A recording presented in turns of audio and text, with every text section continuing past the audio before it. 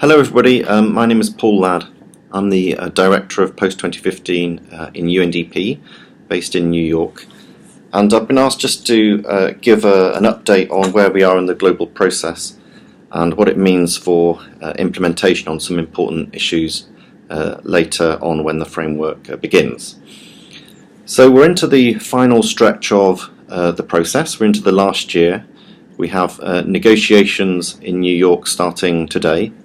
Member states are going to be meeting about once a month over the next few months to agree a number of things. One of which is the goals and targets, which have gained prominence in recent months since the proposal from the Open Working Group. But on top of that, they've also got to agree the political declaration that they will sign in September. That will contain the vision for the new post-2015 development agenda. They've also got to agree some important things on means of implementation and also on monitoring and review, data and accountability.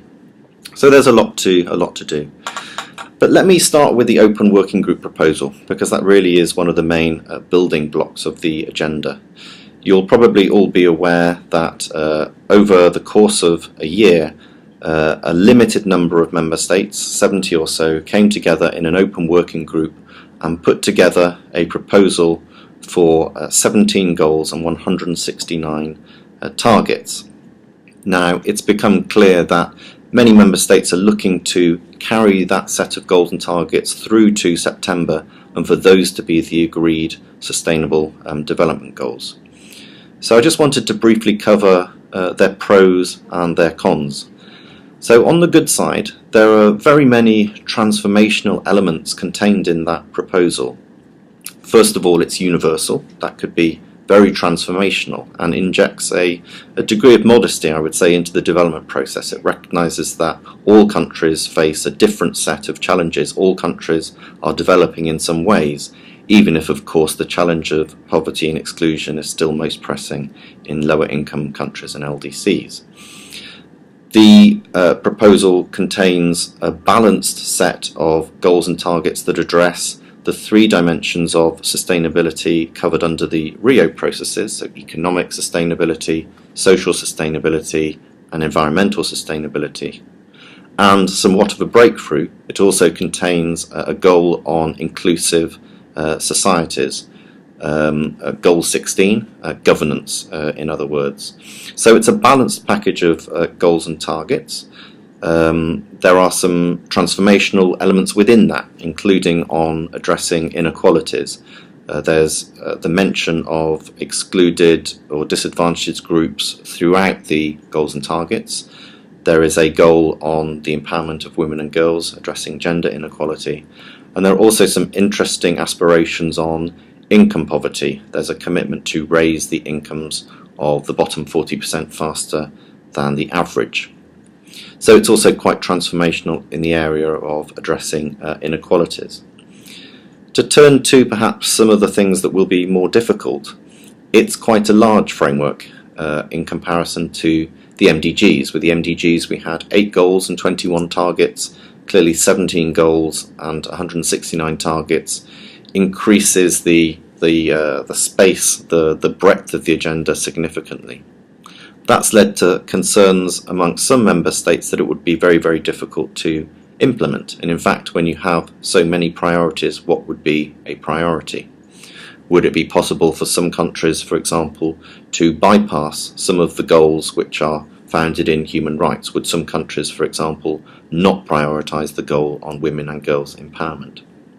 So a genuine concern about the breadth of the agenda, a concern also about how to communicate it. For something so large, the MDGs weren't that easy to communicate either, but clearly something that's over twice as big will be a difficult challenge to communicate with people who are not engaged in this development business or development community on a day-to-day basis. Lastly, there's going to be a challenge in measuring it. 17 goals, 169 targets. A process will begin this year in proposing indicators to track progress on those goals and targets. There is the aspiration to have fewer indicators that can track progress across multiple goals, but still the data challenge will be significant, and we had data challenges on the MDGs. For the SDGs, those are going to be significantly scaled up, and a lot more investment is going to be required, not just in formal statistical systems, but also in tapping into the new forms of qualitative and big data that we have available to us because of changes in the use of technology. The Open Working Group proposal is fully owned and supported by many member states. I would say the majority of member states. There's a small group who would still like to negotiate the number of goals down, but the majority of governments want to protect them into the framework. The Secretary General's report, which was released at the end of last year, proposes a framing around 6 essential elements which some member states are favourable to because it may help to communicate the agenda, but not all member states have taken that on board, and we're starting to see the reaction to that with the negotiations that start today in New York. There's also another significant set of issues to address, perhaps even a hurdle, later in the year. Many member states, although I think they're willing to sign up to a broad and ambitious and transformational agenda, are also looking for other countries that are in a position to do so to support them on implementation. Now, we have an important conference coming up on financing for development in Addis in July, and that will to some extent set the tone on the level of support that countries will get. But of course, means of implementation is much broader than financing. And within financing itself, financing is not only about ODA. So there are some important shifts in how we think about means of implementation of financing that need to happen over the next few months if we are to create that trust, including at the Addis conference. The SDG proposal on the table, a lot of it could be met with significant shifts in policy, not easy in themselves either because they have distributional implications. But not everything is reliant on financing to advance the agenda in the MDGs. Secondly, the infrastructure needs that are contained in the SDGs are significantly more expensive than some of those contained in the MDGs, and it will not be possible to finance them exclusively through domestic or international public resources, so not DRM through local mobilised tax or even through the transfer of ODA. So we have to think about financing in a slightly different way. This isn't to immediately say that the private sector will contribute the additional financing to pay for the achievement of the SDGs, but we do have to think about re-incentivising and regulating in many respects the activities of private actors so that their investments in the real economy and in the financial sector are aligned with the achievement of the goals. Beyond financing, many countries are looking for commitments on a more favourable trade system, the transfer and development of technology, and also on cooperation around financing issues for things such as tackling illicit capital flight and also international tax cooperation. So a significant cluster of issues that governments will also be tackling over the next few months. A further thing that they will have to consider and agree on before September is what sort of monitoring, review and accountability framework they'd like to put in place. Now, it's an interesting question, partly because what they'll be agreeing to is voluntary and non-binding, and yet many, particularly in civil society, are pushing for a much stronger review and accountability system than we had for the MDGs. That's likely to have its locus at the national and subnational level, so building up through the participation of people, tracking progress in actually asking people whether they think things are getting better. There may be peer review elements at the regional level, there may be peer review elements at the international level, and collectively over the next 15 years these will help governments and other stakeholders decide whether progress is being made on the agenda or not. But of course the politics of accountability, particularly in a non-binding framework, will also influence the success of those discussions or not. Turning to the bigger politics, it's an important year for multilateralism, as I'm sure many of you realise. there could be some significant opportunities this year for governments to agree a different path on sustainable development. And it will take a year of trust building to actually come out of this well. We have the Sendai Conference on Disaster Risk Reduction in March, and that will set the tone for how willing governments are to cooperate for the rest of the year. We have the Financing Conference in Addis in July. We have the Special Conference on Sustainable Development in New York in September, and then we have, of course, the COP21 meeting in Paris in December. Now, if significant progress is made in all of those, then it represents an unprecedented opportunity to shift our trajectory. But if we miss that opportunity, it may not come again for quite some time.